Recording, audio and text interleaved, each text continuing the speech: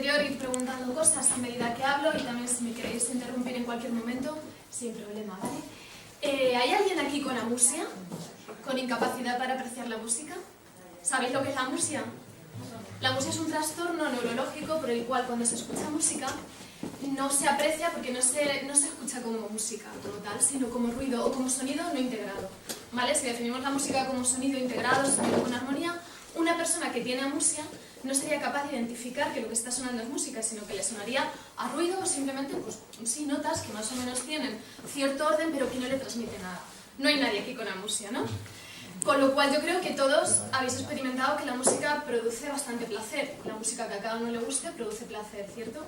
A todos los que hay aquí nos gusta la música. ¿Hay músicos también en la sala? Sí. Vale.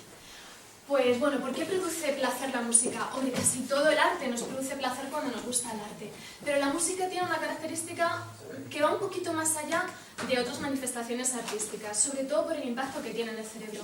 La música mueve todas las áreas cerebrales, desde las más primitivas, que sería la del cerebelo, que es la parte que veis verde. El cerebelo controla los aspectos motores, que aparentemente podrías decir, bueno, está relacionada la música con el baile, pero solamente por escuchar. Pues aunque escuchemos música quietos, aunque estemos completamente parados, se activan las zonas del movimiento de nuestro cerebro. Se activaría el cerebelo, los ganglios basales y la corteza motora, que ahora hablaremos. Se activa también todo lo que es la zona del sistema límbico, que es la azulita, que es la que controla las emociones. Y se activan muchas partes de la corteza cerebral, entre otras toda la corteza prefrontal, que sería la de las capacidades más humanas, más intelectuales, ¿vale? Por así decirlo, y sobre todo las conexiones que hay entre el cerebro emocional y esa corteza que es más racional. Tiene esta capacidad, que ya digo que lo tiene casi todo el arte, que es de conmovernos, pero a la vez también hacernos pensar o activar nuestras áreas emocionales, primitivas, instintivas, pero también las más intelectuales. La música lo tiene a unos niveles extraordinarios. Si además, no solamente cuando la escuchamos, si además tocamos algún instrumento o componemos, aún hay más zonas en el cerebro que se activan. Por ejemplo, la unión entre ambos hemisferios, los dos hemisferios cerebrales, están unidos por una zona que se llama cuerpo calloso, que, bueno, se dice que hay estudios que más o menos ven que ligeramente es superior en mujeres que en hombres. De ahí lo de poder hacer dos cosas a la vez. Dicen que viene de ahí. Seguramente habéis escuchado muchas veces que el hemisferio derecho controla lo emocional y el hemisferio izquierdo lo racional. No es tanto así, pero a lo mejor para hacer una división más o menos a grandes rasgos sí que podríamos decir que ocurre algo parecido. Una persona que se dedica a componer o a tocar un instrumento tiene muchísima conexión entre ambos hemisferios, tanto porque necesita conectar todas las partes de su cuerpo para tocar el instrumento que esté tocando, como también porque está utilizando la parte más lingüística, que sería el hemisferio izquierdo, con la más emocional. El lenguaje se procesa sobre todo en el hemisferio izquierdo y la música en el derecho, aunque bueno, por ejemplo la melodía se procesa más en el derecho y el ritmo y el tono más en el izquierdo, más en el del lenguaje. Pero un músico profesional, cuando le ponemos música, está procesando la música sobre todo en el sitio donde cualquier persona no músico procesa el lenguaje. Para un músico profesional, claro, la música es su lenguaje, ¿no? Es su segundo lenguaje, sino muchas veces el primero.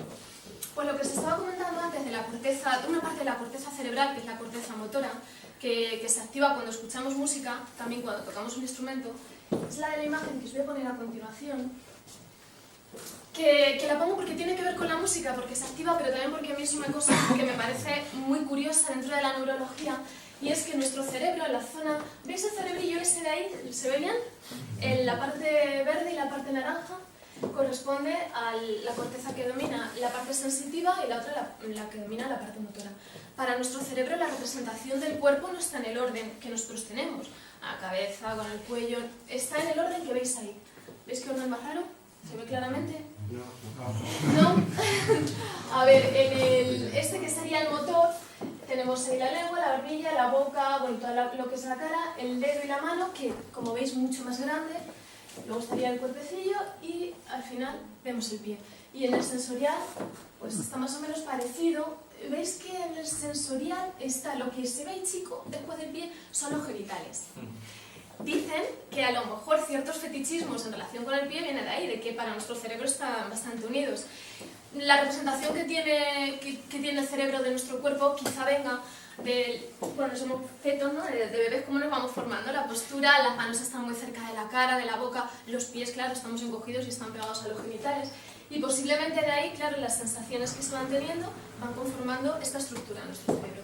Bueno, pues un músico profesional, seguramente la parte que domina la mano va a ser aún más grande. Esta es la representación del orden que tenemos en nuestra corteza cerebral y de aquí se sacó una figura humana de cómo el cerebro cree que es nuestro cuerpo, qué proporción cree que tiene. Es este de aquí. Se le llama homúnculo, ahí tenéis el sensorial, ahí tenéis el motor. Para todos los cerebros, el sensorial y el motor sería así. En un músico, las manos serían aún muchísimo más grandes. En un bailarín, posiblemente los pies serían más grandes de lo que vemos aquí, o el resto del cuerpo, según lo que mueva, porque como el cerebro es tan plástico, si nos dedicamos mucho a una función determinada, va a desarrollar muchas esas áreas. Este no es el homúnculo real, 100%. Este homúnculo se hizo en los años 50, cuando el investigador, luego si queréis, si tenemos tiempo, os cuento cómo lo descubrió esto, porque es muy curioso. Se hizo en los años 50 y se hizo muy discreto. El homúnculo real sería así, el sensorial, ¿vale? Porque en el otro es que habían obviado los genitales. Al cerebro le da igual cómo sea vuestro pene, aunque tengáis un micropene, para el cerebro es así de grande. Porque es una zona muy sensible, con muchas terminaciones nerviosas, entonces en el homúnculo sensorial sería una cosa así. El glande, claro, totalmente desproporcionado. Bueno, pues como veis, en el que os he enseñado del motor, cuando alguien es músico, ya la proporción sería muchísimo más llamativa en cuanto a las manos, sobre todo. Si el cerebro se mueve tanto, se enciende tanto y se dispara... ¿Sí, perdón? ¿Y las mujeres no tienen...? Pues es que no se ha hecho. Claro, nosotros tenemos que tener el clítoris, pues igual que el glande representado en nuestro cerebro, pero es que no se ha hecho. Fíjate, si en los años 50 se hizo solamente el masculino y sin genitales, yo creo que no sé si es de los 90, por ahí más o menos, que se dijo, bueno, realmente para el cerebro hay mucha más zona de genitales, y se hizo únicamente masculino. No está la representación, de hecho es que el nombre homúnculo es hombrecillo, no es mujercilla. Ya de por sí ya partimos de que simplemente el término ni siquiera existe en femenino. Sí, pero bueno, el equivalente sería con un clítoris bastante grande. No la vagina, el clítoris, sería lo que abultaría más. De hecho ahí, claro, casi todo lo que... Es que no sé si la imagen se ve bien, pero casi todo lo que el pene tiene un glande también desproporcionado en comparación al resto.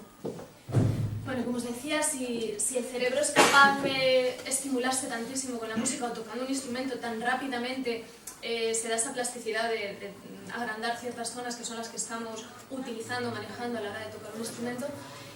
¿Creéis que puede haber alguna capacidad innata que ya nacemos predispuestos a aprender la música, a tanto apreciarla como a tocar un instrumento? ¿Qué creéis de eso? Aunque luego lo hablemos más adelante, ¿qué pensáis así un poquito por encima? Yo creo que sí, pero porque se aplica también en otras artes. Que lo tenemos de manera innata, ¿verdad? Es cierto que en la mayoría de las artes, es difícil hacer un estudio y con un seguimiento y hacer una muestra de control de quién se dedica al arte y quién no, y ver claramente desde el nacimiento si es que ya el cerebro es diferente, porque como es tan plástico, en cuanto que te dediques a algo va a ir configurándose de esa forma. Pero es cierto que casi todos nacemos, o los niños nacen con muchas más capacidades perceptuales, con mucha más capacidad artística, y que luego las capacidades, esta separación también es un poco artificial, ¿no? Pero a lo mejor podemos dividir la parte más emocional o más sensorial de la puramente lógica. Por ejemplo, el lenguaje entraría más dentro de lo lógico, el lenguaje hablado normal, y el lenguaje va comiéndose, entre comillas, ciertas áreas de la música. O sea, a medida que adquirimos el lenguaje vamos perdiendo capacidad, por ejemplo, para distinguir tonos. Los niños pequeñitos distinguen mucho más fácilmente un tono, una melodía, de la palabra concreta con su concepto, y de hecho se rigen un poco por las emociones. Con casi todas las artes pasa un poco igual, pero no se han estudiado tanto. En la música se ha podido estudiar con el método Suzuki, que es un método de aprendizaje, que bueno, os lo pongo aquí, que todos los niños, en los que se ha llevado a cabo, todos los niños a los que se les ha enseñado a tocar el violín de oído desde muy pequeños, lo han aprendido sin mucho problema, sin enseñarles nada de lenguaje musical, solamente de oído, como si aprendemos un lenguaje. O sea, es tomar a la música como un lenguaje más. Y el escucharlo e imitar los sonidos, el reconocer un tono, ir imitándolo, plasmarlo, toquetear el instrumento y captar cuál es el que has escuchado. Casi todos los niños aprendían sin ningún problema con el método sin necesidad de lenguaje musical. Parece ser que hay un periodo crítico, como pasa también con la lengua. Si el niño no aprende la lengua hasta, si ya han pasado 8 años, los 8 años más o menos es el periodo crítico, va a ser muy difícil que aprenda a hablar. En la música el periodo crítico no es que no puedas aprender, pero por ejemplo, tener la capacidad del oído absoluto para captar tonos sí que va desapareciendo con la edad. o no vas a tener tanta facilidad para aprender música como si te lo enseñan desde pequeñito. Entonces ahí se parece un poco al lenguaje, como podemos ver. Pero, aunque seamos adultos, podemos aprender. Aquí hay un estudio de Álvaro Pascual Leone que decía que el cerebro responde cambiando a los pocos minutos de practicar. Ya si hacía un experimento en el que ponía a la gente a aprender a tocar un instrumento y después les hacía una resonancia antes y después. Y había ya ligeros cambios a nivel cerebral, a nivel de conexiones neuronales nuevas en adultos. Entonces, bueno, parece que tenemos mucha plasticidad para todo, cerebro plástico para todo, pero bueno, en la música muchos estudios sí que sugieren que nacemos con esa capacidad innata. De hecho, el oído, bueno, todos los sentidos se van desarrollando poco a poco, pero se supone que los niños escuchan y reconocen melodías. Hay un estudio de una científica que se llama Lore Trainor, que le ponía a las mamás los cascos en la tripita. No sé si habéis visto que hay muchas mamás que lo hacen. El estudio lo conocéis. Les ponían a las mamás la música y al cabo de un año les ponían las mismas canciones a los niños junto con otras. Las que habían escuchado de bebés respondían con más sonrisas, moviéndose como un poco siguiendo el ritmo, como que estaban reconociendo, según la autora, eran patrones claros de reconocimiento. Al menos eran de más agrado que ante otras canciones, aunque todas les gustaban, pero en esa había como una carilla de más satisfacción, decir, uy, esto parece que me suena. Claro, para ella es que tenían ya ese reconocimiento y que sigue permaneciendo en la memoria, porque la música además se procesa. Toda la zonita esa azul que os he enseñado antes, el sistema límbico, también ahí se encuentra el hipocampo, que es el que controla la memoria, y que la música va también directamente al hipocampo. Por eso resulta tan fácil memorizar cosas cuando tienen música. O los poemas, que tienen un ritmo, que podríamos... lo más parecido a lo mejor hablado a un poema, a la música es un poema. Y son muy fáciles de memorizar, es mucho más fácil memorizar algo en verso que algo que no tiene verso, que algo en prosa. ¿Sí? A mí me valdría en otro sentido, estar escuchando algo y que te traiga un recuerdo. Efectivamente, claro. Precisamente por eso, porque la música tiene mucho poder evocador, se queda mucho en nuestra memoria. La música y los olores tienen una capacidad evocadora muy grande. Entonces, en cuanto te escuchas algo, te vienen todos los recuerdos de lo que te ha acontecido en la época donde escuchabas esa canción. Igual que si hueles algo, te viene de pronto el recuerdo de la persona o del sitio. Ambas cosas tienen muchísima capacidad para traernos emociones y traernos recuerdos. En la mitología, Némesis, la diosa de la memoria, es hija de la diosa de la música, de Turpe. Turpe me parece que se llama la diosa de la música. Seguramente que los griegos ya veían por ahí que la música tenía algo que ver con la memoria y por eso la pusieron de esa manera. En todo esto que os he estado comentando, de ver la capacidad que tiene para activarnos, sobre todo a nivel cognitivo, tiene muchísimas implicaciones terapéuticas, por ejemplo, para el tema del recuerdo, en pacientes con Alzheimer, para muchas cosas. Pero bueno, no es el tema de lo de las implicaciones terapéuticas, así que nos vamos a ir también un poco a la parte del placer. Todo lo que os he estado comentando son cómo nos desarrolla a nivel intelectual, pero el placer que provoca la música también es muy, muy intenso.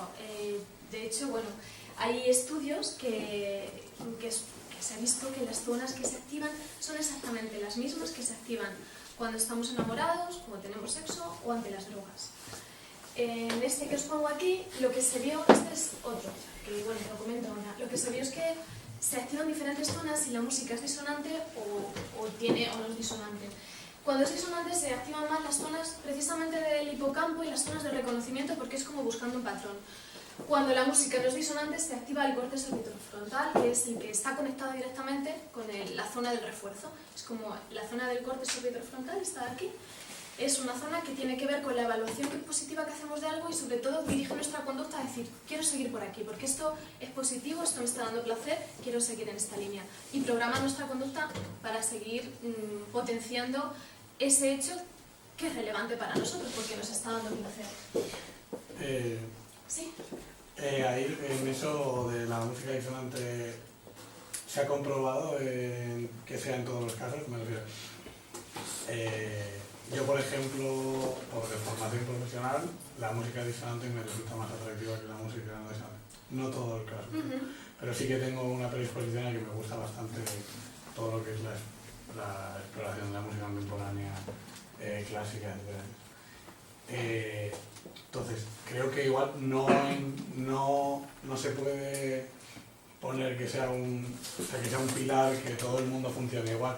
Igualmente que si desde pequeño a un niño ha escuchado música disonante, o sea, es muy de aprendizaje. Yo le he hablado con profesores que tenían hijos, con profesores que tenían hijos que desde pequeños les habían puesto música disonante y tenían una respuesta muy positiva hacia esa música, que luego, a medida que iban al colegio y les empezaban a poner música consonante, empezaban a tener ciertos, no problemas, pero sí que ya empezaban a tener diferentes reacciones. Entonces la cosa ¿es más físico o es más aprendido esa parte en la cual la música disonante activa eso y la no disonante?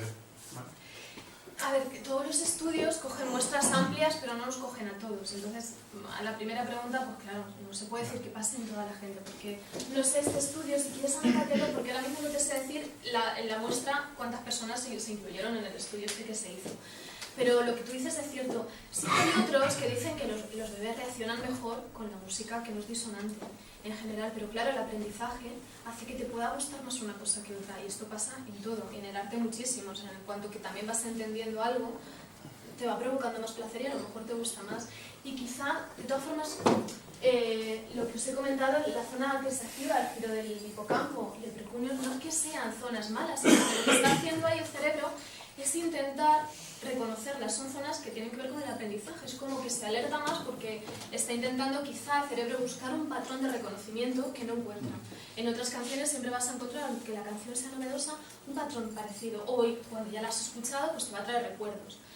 Ahí simplemente quizá el cerebro está trabajando un poco más en ese sentido, en buscar si esto es relevante, si no, porque es nuevo, porque es desconocido y porque la música no disonante, pues claro, no sigue una estructura que el cerebro rápidamente se acostumbre a ella. No significa que no guste. Claro, pero eso puede cambiar con la educación, por ejemplo. O sea, quiero decir, porque en mi caso sí. Si escucho música disonante, tú ya la conoces, probablemente estoy claro. buscando patrones.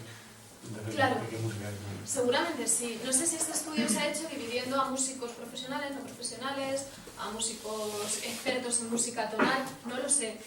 Realmente creo que simplemente se ha hecho con público normal, con público genérico. Seguramente cambia, igual que os he comentado antes, que los músicos profesionales procesan sobre todo en el hemisferio izquierdo la música, que para ellos es un poco más parecido a nuestro patrón de cuando escuchamos el lenguaje hablado, pues quizá en esto pase algo parecido, no lo sé, seguramente sí. Igual que si nos ponen música de otras culturas, también al principio el cerebro responde de una manera diferente y conforme las vamos conociendo se irá adaptando y cambiará donde la proceses. Lo que os pongo abajo del placer físico, esto también seguramente lo habréis experimentado, que la música no solamente nos emociona y nos produce ese placer un poco más subjetivo o emocional, sino que la sensación física de escalofríos, de cómo se acelera el corazón, de cierto ruido, ocurre y es muy, pues eso, muy física, muy tangible. Pues han hecho estudios de cuándo, porque no pasa con toda la música, pasa con piezas concretas, con música muy específica que nos gusta, con la que nos trae recuerdos. Se hizo un estudio muy interesante que cogieron a personas que sí que decían sentir este placer tan físico cuando escuchaban música, les pusieron ciertas canciones a la vez que miraban su cerebro. Y aquí, en este, que os digo, Bluth y sus colaboradores, se vio que precisamente las zonas que se activaban eran las del refuerzo, las que, como os decía antes, se activan cuando estamos enamorados, ante el consumo de drogas o ante el sexo. ¿Qué serían? Esta es toda la zona del centro, ¿vale? Todo el sistema límbico, ¿sí?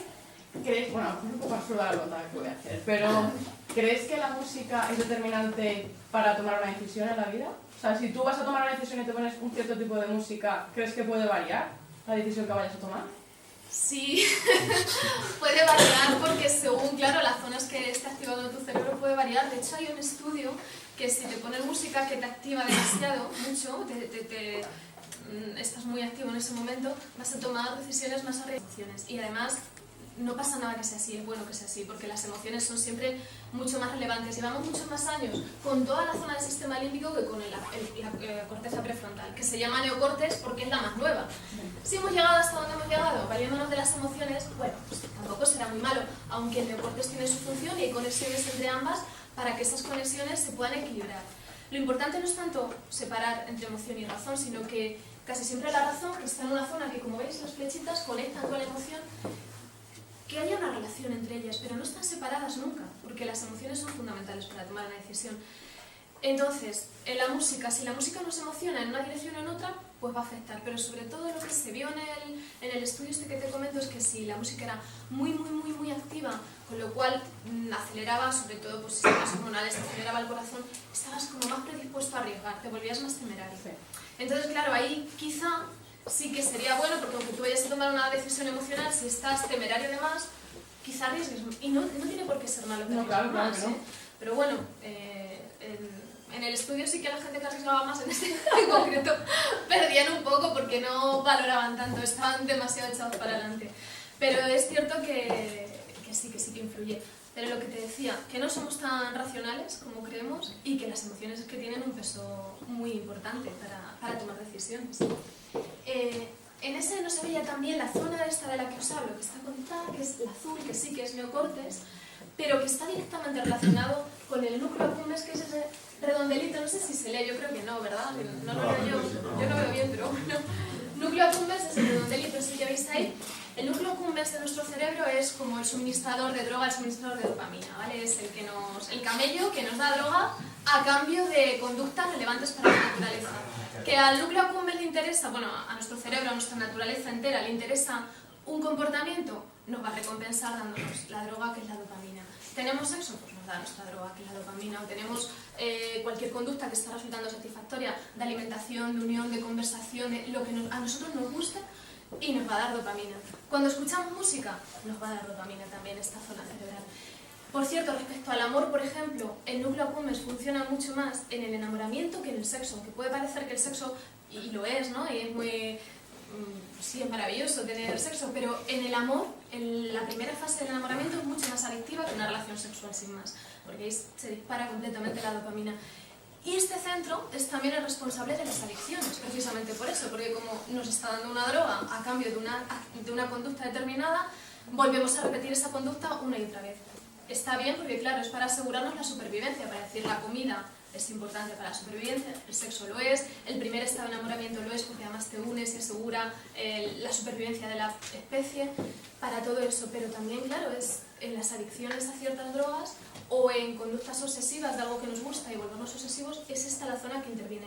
Empieza a alterarse y nos genera conductas patológicas de adicción y de compulsión. Las drogas, es verdad que las drogas en sí no tienen ninguna relevancia para nuestra supervivencia, para la nuestra, pero sí la ha tenido para las plantitas, para ellas.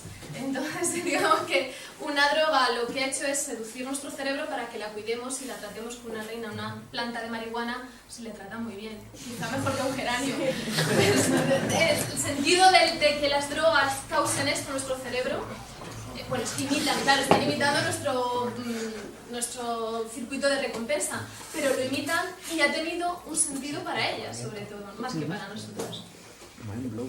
Todas estas zonas que se activan del placer, parece que con la música, porque estamos hablando del amor, de la comida, de las drogas, que bueno, pues el sentido es que están imitando a lo bestia nuestro circuito de recompensa.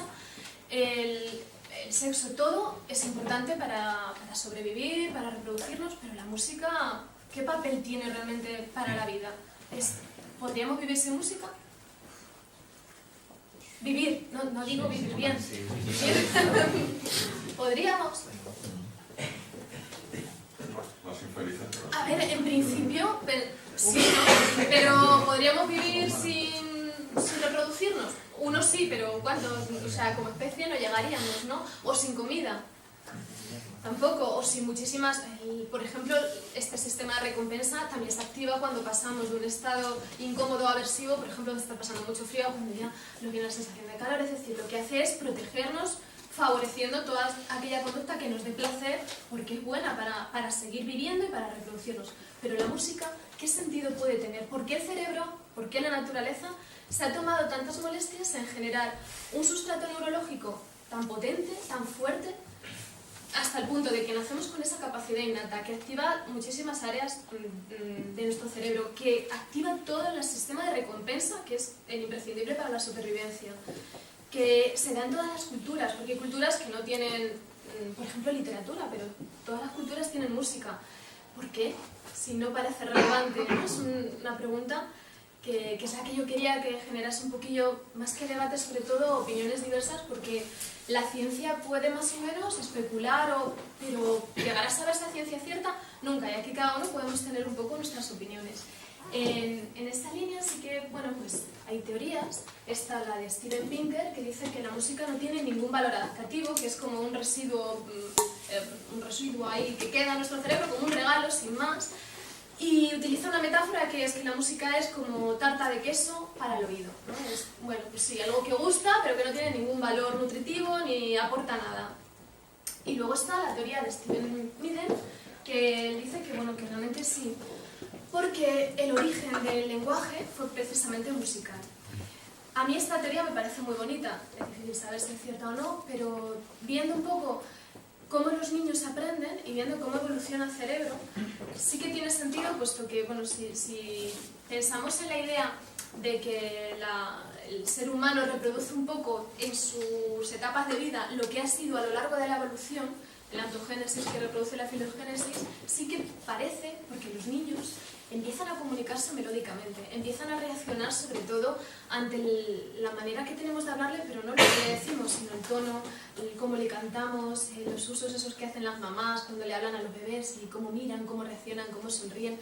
Parece que empezamos a aprender a comunicarnos de una forma melódica y con el movimiento, porque a los niños los meces continuamente, no sé, es todo muy parecido a la música y el baile. Y la teoría de él es que los primeros neandertales empezaron a comunicarse, primero los neandertales se comunicaban con una especie de lenguaje que era basado en mímica, movimiento y sonido emocional, sin articular el lenguaje como tal, pero que era a través de los cambios melódicos como se comunicaban entre sí. Sería una comunicación mucho más emocional, pero claro, al no estar basada sobre todo en los cambios y en las emociones, no tendría el concepto que permite trasladarlo a los de mucho más lejos, ¿no? Los de la otra aldea. Tendrías que estar muy cerca para entender lo que te quieren decir. Dime. Ahí está siempre la frase de no es lo que dices, sino cómo lo dices. Porque muchas veces claro. te puedo decir gilipollas en la cara, por perdón, pero si estamos de risa no te entiendes. Pero si has dominado, sabes que va en serio. Claro. Pero ahí, por eso, ese método de comunicación es muy eficaz cuando tenemos una persona delante, que sea más el cómo y la parte emocional. Pero, por ejemplo, para transmitir información en una sociedad cada vez más creciente es muy complicado si no hay un referente, si la palabra no tiene un significado y depende del tono y de la emoción, porque no lo puedes transmitir con el tiempo ni a través de las distancias. Por eso sería un lenguaje que se quedaba un poco nada más que en el núcleo reducido, porque el cómo, en cuanto que tú lo escribes o de ti pasa a otro y a otro y a otro y a otro, ya va perdiendo el cómo, porque ya se queda solamente en el contenido de lo que significa la palabra. Entonces, claro, este lenguaje emocional es muy eficaz en el tú a tú, pero tendría muy poca capacidad de expansión y muy poca capacidad para que la sociedad fuese desarrollándose. Pero podría haber sido el origen. No se puede saber a ciencia cierta, aunque hay los que lo afirman, pues hacen mucha referencia a estos instrumentos. Esto es una de las flautas neandertales, hay unas cuantas, pero esta es la que se conserva de una forma más bonita y que se ve muy bien. Se encontró en una cueva de Eslovenia y, bueno, se llama flauta, pero aquí también hay algunos que afirman que es una flauta y luego están los detractores de esta teoría que dicen que es un hueso mordido por hienas.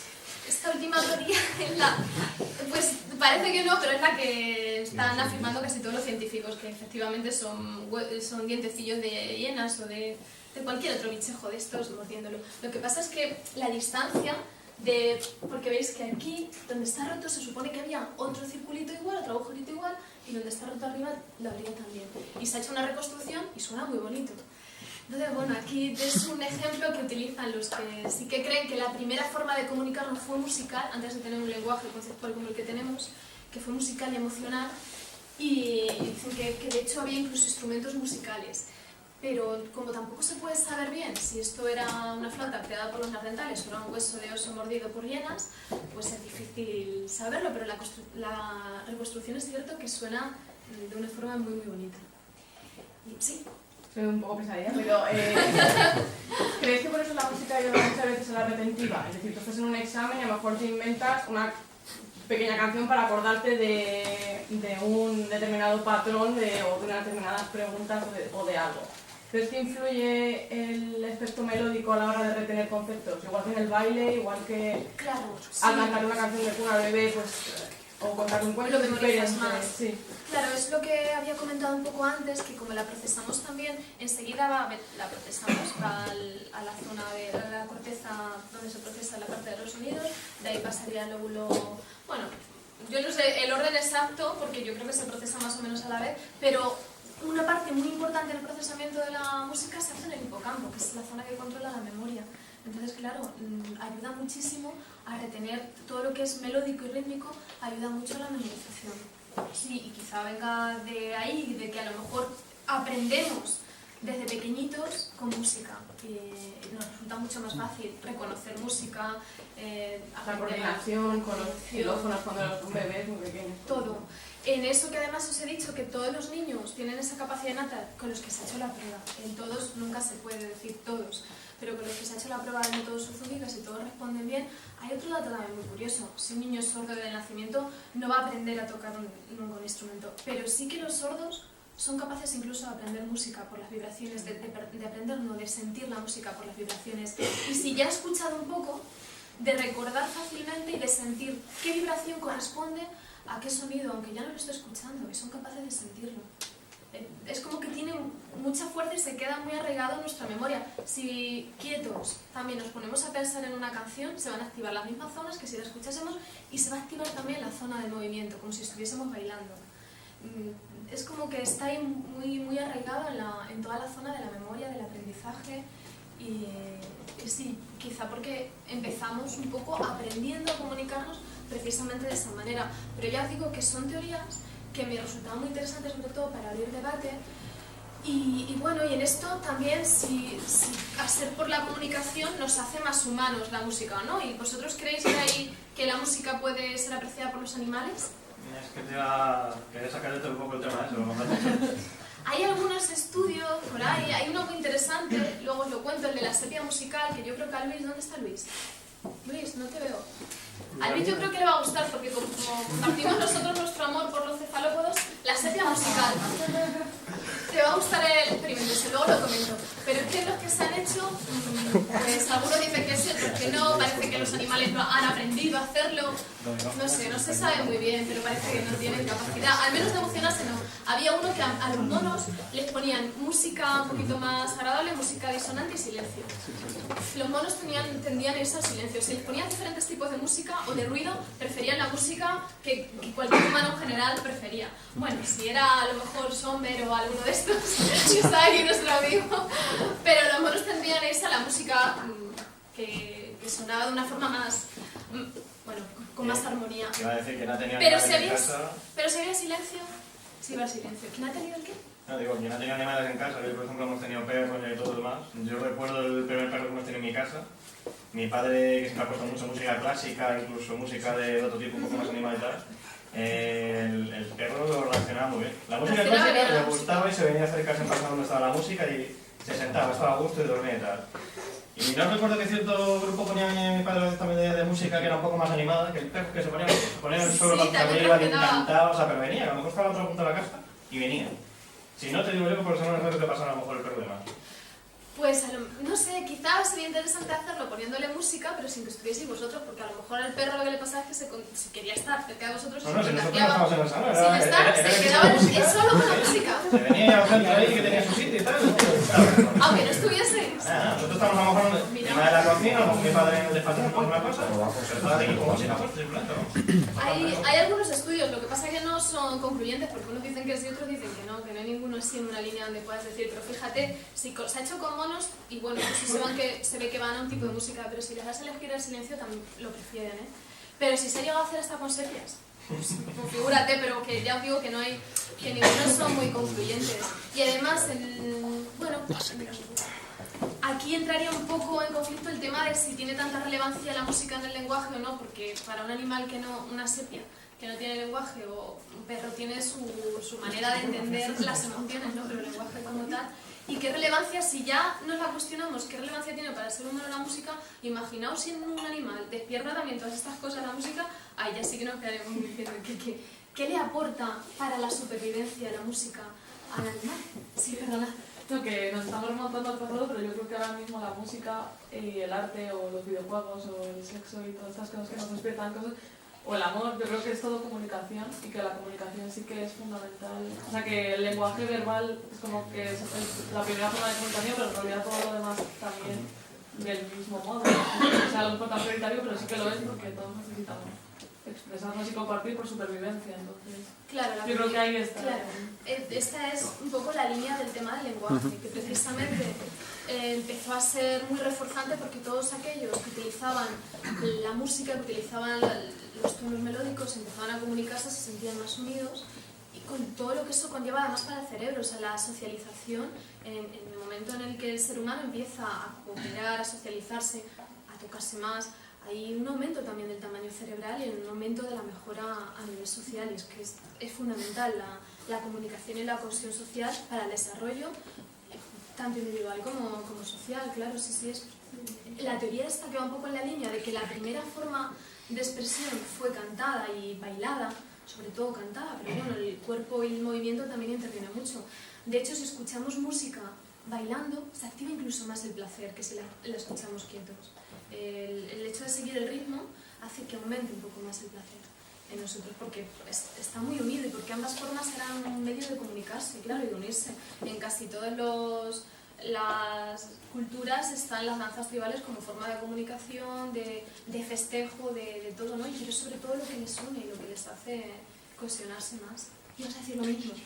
Sí, mi aportación es un poco redundante, viene a completar lo que ha dicho ella. Yo estoy convencida, mi chance que me ha vendido la moto, estoy convencida de que nacemos con una predisposición innata, una capacidad innata para el lenguaje. La música es lenguaje. Claro. Todo en nosotros es comunicación, por lo tanto, si nos sirve para comunicarnos, absolutamente sirve para la supervivencia. Por eso nos hemos adaptado, en mi opinión, claro, por eso nos hemos adaptado tanto, pero la música me refiero en todos los niveles. A ver, por ejemplo, en el caso de los animales salvajes también los estudiados, pero en el caso de los perros, que son muchísimo más estudiados, los perros el lenguaje conceptual nuestro humano no lo entienden. A mi perra le puedo estar diciendo que es la perra más fea del mundo, pero si se lo digo con buen tono, lo entiende. Porque esa es la música, ese es el lenguaje musical. Claro, el tono por y tanto, la melodía que utilizas. Eso al fin y al cabo, adaptativamente hablando, sí que sirve. Cada uno en su lenguaje, dentro de su propia especie, eso nos sirve, adaptativamente hablando, nos sirve mucho. Por tanto, creo que todos en sí, todos nosotros es comunicación, los animales también, por supuesto, somos animales. Pero si sirve para comunicarse, por supuesto que sirve para adaptarse y para sobrevivir. Claro, pero hoy en día es verdad que aunque sirva y aunque tenga un papel, una vez que tenemos desarrollado el lenguaje conceptual parece que no es tan importante. Por eso nos remontábamos, como decía ella, nos estamos remontando al pasado, claro, para ver por qué el cerebro generó esa red tan fuerte de recompensa, por qué hacía que tuviésemos placer a la hora de escuchar esos sonidos y a la hora de emitirlos. ¿Por qué? Porque al seguir en esa línea nos iba a permitir desarrollar muchas más formas de comunicarnos. Ahora mismo ya las tenemos, ¿sí? Tal y como yo lo veo, hay un par de cosas que son bastante distinguibles, sobre todo en el pasado. Antes de que la gente se comunicase entre sí, ya la propia naturaleza tenía dos maneras de transmitir música y transmitir sonidos, sobre todo a través del ritmo, porque puede haber tonalidades, puede haber sonidos y una musicalidad, pero el ritmo es algo mucho más fácil de transmitir, mucho más fácil sobre todo de repetir. He oído un patrón, puedo repetirlo a los demás, y los demás pueden entender ese patrón. Los ejemplos muy sencillos, el oleaje del mar, el repiqueteo de la lluvia, y eso solo el entorno natural. Ya si nos vamos a los animales, grillos, cigarras, el trote de los animales, por dónde corren, desde dónde se oyen, y el sonido te ayuda a reconocer qué hay a tu alrededor. Entonces creo que a lo mejor un poco por ahí, por el concepto del ritmo antes que la musicalidad, y por lo que hay en la naturaleza y los animales que crecen. Sí, y el sonido mismo del corazón, ¿no? Que es la vida, la diferencia entre notar ese ritmo o cuando no se notaba y ya esa persona dejaba de... Sí, efectivamente, el sonido en sí con un patrón repetitivo también resulta muy atractivo y ha tenido mucho valor a lo largo de muchísimos años para reconocer toda la información que nos llegaba del exterior. ¿Alguna preguntilla más? Una cerramos ya. Una más sí. Y cerramos ya. Última pregunta, ¿vale? No, yo no. Más alto. Estaba comunicando que la última pregunta, ¿vale? Y de repente no hay ninguna más. Voy a contar una última cosa que tiene que ver con el sexo, ¿vale? Que es Vamos con ello. Hay músicas, hay sonidos concretos que nos activan más o que nos predisponen más a la sexualidad, como por ejemplo las notas más graves y los sonidos muy altos, porque hay una zona en el oído que se llama sáculo que solamente responde ante volúmenes altos y ante música grave. Y el sáculo está conectado con el hipotálamo, que hace que segreguemos muchas hormonas. ¿Esto qué sentido puede tener? Pues, por ejemplo, que determinada música o en determinados ambientes donde suenan mucho los graves y la música es más alta, parece que está más relacionado con ciertas conductas más instintivas, más primitivas, tanto de sexo como a veces un poco más agresivas. No sé si eso os ha pasado a vosotros. Y que los sonidos graves tienen algo un poco más erótico por algo. ¿Os pasa a vosotros? En general.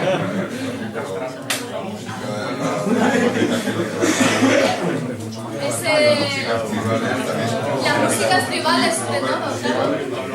Las músicas tribales. Que por ahí también puede haber un sentido para la naturaleza, ¿no? Que determinados músicas, determinados bailes, en esos momentos resultasen más seductor. Claro, el que hacía música de ese tipo se movía de una forma determinada mientras hacía música, pues conseguía copular más, reproducirse más, y casi todos tendían a imitarlo, ¿no? Y de ahí también quizá haya tenido cierto sentido.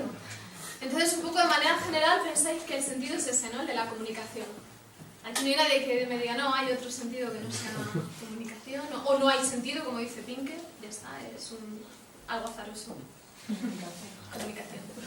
Yo estoy de acuerdo, pero voy a soltar una teoría, que no me la creo yo, pero... Me voy a tirar otro triple ya, a ver si...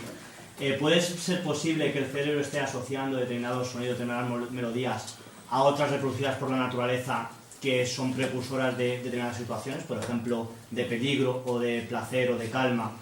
En plan de, pues bueno, si escucho los pajarillos y tal, pues sé que si hay pájaros aquí es que no hay ninguna bestia salvaje, por lo tanto yo me genera una situación de calma. Si oigo determinados ruidos más tal, pues a lo mejor me está generando una situación de oye, esto no es bueno. Yo lo suelto, a mí me ha convencido lo de la comunicación, pero... No, pero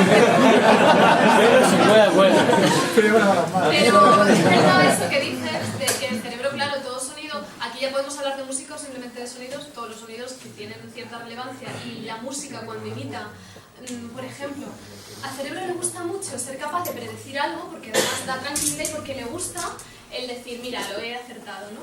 Y la música en general tiene patrones que pueden repetirse o que el cerebro puede ir prediciendo, pero es importante que de vez en cuando también metamos algo diferente, que cuando hay una cadencia, la cadencia de pronto cambie por algo. Eso es lo que también, digamos que es lo que hace que se active más nuestro placer. ¿Esto por qué? Es porque lo relevante también en la naturaleza es cuando ya nos hemos acostumbrado a algo, vale, podemos estar tranquilos, pero siempre que se añade algo novedoso o algo diferente, vamos a tender a mirarlo porque puede servir. Lo que decíamos antes del miedo, ¿no? Esto no lo conozco y ya diriges la mirada hacia eso. Si no es peligroso, pero es nuevo, siempre también va a ser reforzante. Y el irlo conociendo y tener más capacidad para predecir, pero con la sorpresa, es una combinación que nos resulta muy reforzante en todo, en la música y en general en casi todo. Es decir, sé que puede venir esto, pero que haya una pequeña sorpresa por ahí que nos haga estar siempre con voy a predecir, o me sorprenden, pero me ha sorprendido aquí, con lo cual ya sé que el siguiente patrón puede venir una sorpresa, puede venir otra. Y es verdad que de ahí, por ejemplo, con los sonidos de la naturaleza pasa mucho, ¿no? El estar tranquilamente escuchando, pero cuando aparecen sonidos nuevos, vamos intentando identificarlos y vamos generando también, pues eso, esa sensación de placer, de seguridad y de atención. También depende del ritmo, como decía un compañero, que yo estoy en un bosque, puedo escuchar muchos ruidos de pájaros, pero no me sorprende ninguno por la tonalidad y el ritmo que tiene. Entonces, si escuchas un golpe como muy seco, automáticamente se te va la vista. Vas a cambiar, claro, la dirección y vas a atender al estímulo diferente al que no se ha acostumbrado todavía tu cerebro, claro.